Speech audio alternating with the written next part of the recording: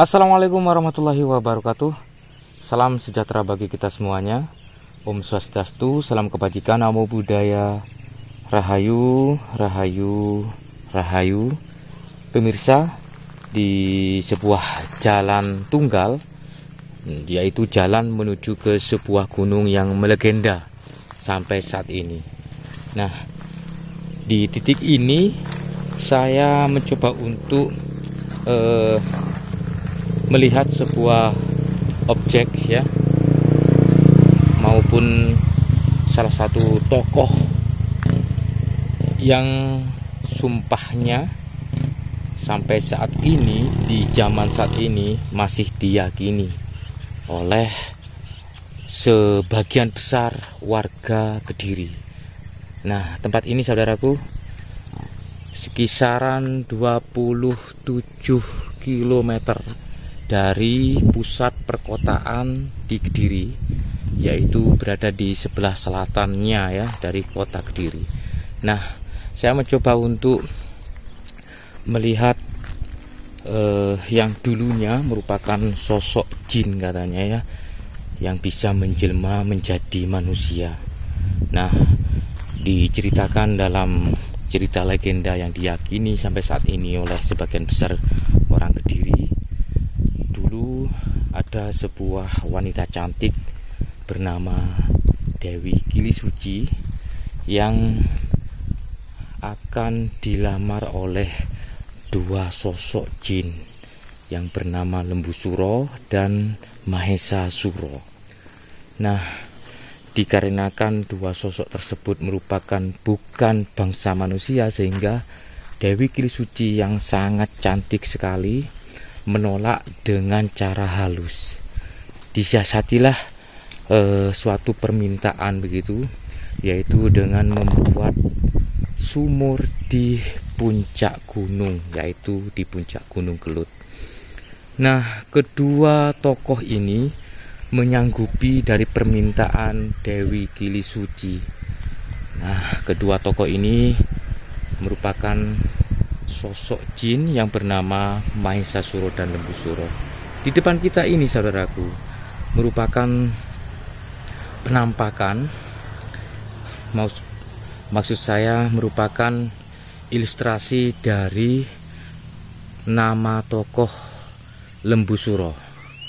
Nah, jadi karena Lembu Suro itu merupakan jin, jadi seperti inilah ilustrasinya ya. Bisa dilihat sangat tinggi besar begitu ya.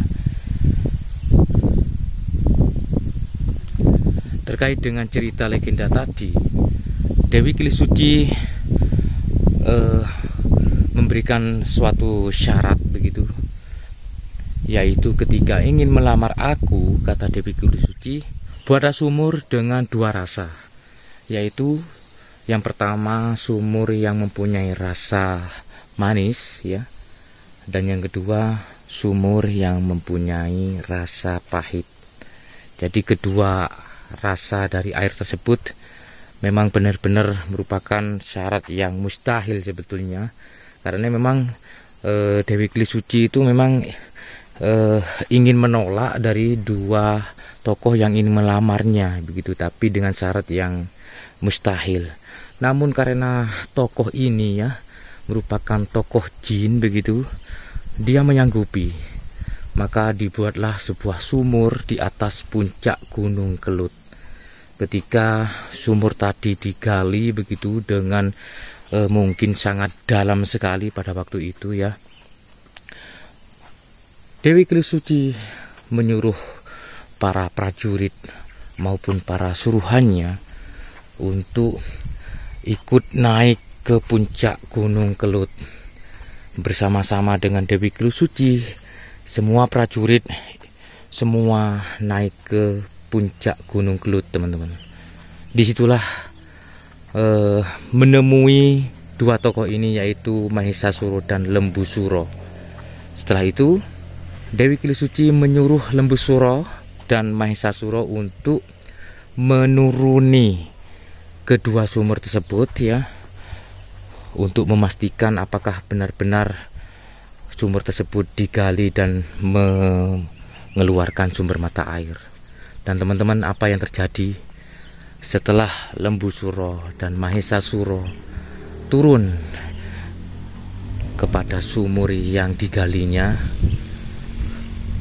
Tanpa pikir panjang, Dewi Kilis Suci menyuruh para prajurit untuk menimbun kedua tokoh ini, sehingga Lembu Suro dan Mahesa Suro ditimbun tanah dan tidak bernafas lagi. Namun apa yang terjadi? Di detik-detik kematiannya, Lembu Suro mengucapkan sumpah dengan tutur bahasa Jawa. Besok rejone jaman, wong Kediri bakal nemoni balesanku. Kediri bakal dadi kali, Blitar bakal dadi latar, lan Tulungagung bakal dadi gedung. Yang artinya besok semua orang Kediri akan mendapatkan balasanku, di mana Kediri akan menjadi sungai, Blitar akan menjadi daratan, dan Tulungagung akan menjadi danau atau lautan. Begitulah ucapan dari sumpah Lembu Suro, yang merupakan sosok jin yang dihianati oleh Dewi Kilis Suci. Ya teman-teman, cerita ini merupakan cerita legenda. Disclaimer saya sendiri adalah tidak wajib diyakini ya.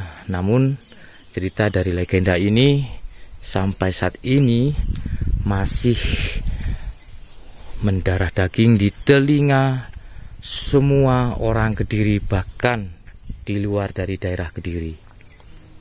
Sumpahnya pun masih terdengar, dan sebagian besar orang Kediri, orang Tulungagung, orang Blitar mengetahui tentang kalimat dari sumpah Lembu Suro ini, saudaraku. Ya, kita sebagai generasi muda ambil sesuatu pelajaran yang sangat penting dari cerita legenda ini, yaitu ketika kita berjanji maka harus ditepati. Jangan mengkhianati atau mengingkari janji, teman-teman. Karena apapun itu merupakan sesuatu yang menjadi tanggung jawab besar bagi kita semuanya. Yang kedua, apapun itu ketika yang dirasa sangat mustahil, maka kalau kita tidak menyerah, ya, pantang menyerah, maka insya Allah apa yang kita inginkan akan tercapai. Suatu contohnya menggali sumur di puncak gunung, sangat mustahil. Tetapi karena ketekatan, karena atas niat dan benar-benar keinginan tersebut diwujudkan, sehingga apa yang dilakukan oleh Lembu Suro dan Mahesa Suro berhasil membuat sumur di puncak Gunung Kelut. Begitulah teman-teman, banyak sesuatu pelajaran yang kita dapat dari sebuah legenda yang sudah mendarah daging di sebagian besar warga Kediri ini. Maka dari cerita tersebut, ambillah sesuatu yang baik dan buang dari sesuatu yang buruk. Oke teman-teman, kalau sekilas yang saya lihat dengan monumen yang dibuat di tengah-tengah dari kawasan Gunung Kelut ini, bentuk dari Lembu Suro ini memang benar-benar mengilustrasikan dari sebuah cerita legenda tersebut. Karena memang Lembu Suro itu merupakan sosok jin ya, yang berbadan manusia namun kepalanya adalah kepala sapi. Jadi ini adalah ilustrasinya. Nah, bisa dilihat orang yang membuat patung seperti ini teman-teman, yang pastinya mempunyai imajinasi yang sangat tinggi. Bagaimana patung ini dibuat sebagus mungkin bahkan dengan busana yang memang menciri khaskan kerajaan dan menggunakan sebuah pusaka godol begitu, dan tampak dari ekspresi wajah Lembu Suro yang ada di depan kita ini, di sisi lain ekspresinya itu seakan-akan itu ada kemarahan ya, ada kekecewaan. Bahkan dari matanya pun yang saya lihat itu seakan-akan mempunyai daya tarik tertentu begitu, seakan-akan seolah-olah hidup teman-teman. Lalu kemudian di sisi bawah, nah di sini terdapat sebuah relief begitu yang menggambarkan suasana di zaman kerajaan. Nah seperti ini teman-teman, seperti ini. Jadi meskipun apa yang ada di video ini hanya sebuah patung, namun dari sini kita banyak mendapatkan sebuah pelajaran-pelajaran tertentu yang nantinya dari legenda tersebut akan mewujudkan jati diri kita sendiri, yaitu jati diri Nusantara ini, bahwa kita di zaman kerajaan bukan sesuatu peradaban yang kecil, tapi merupakan peradaban yang sangat besar. Oke, semoga bermanfaat dan salam budaya. Wassalamualaikum warahmatullahi wabarakatuh. Rahayu.